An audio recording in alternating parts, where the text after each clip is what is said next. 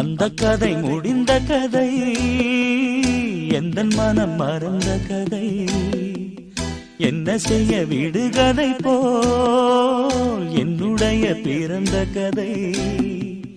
காலங்கள் தான் போன பின்னும் காயங்கள் ஆறவில்லை, வேதனை தீரவில்லை. சொல்லிவிடு வெள்ளி நிலவே